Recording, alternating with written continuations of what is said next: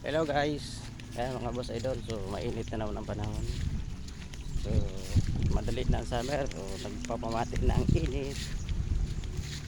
So sana dagos-dagos na ano.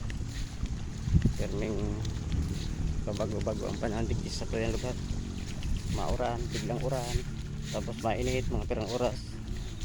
Tapos uran na naman.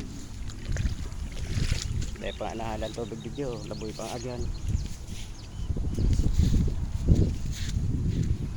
Dagos-dagos na. Tama-tama ni paroy na ano sa summer. Tungkol na bulan katapusan. So kaya first weekend March.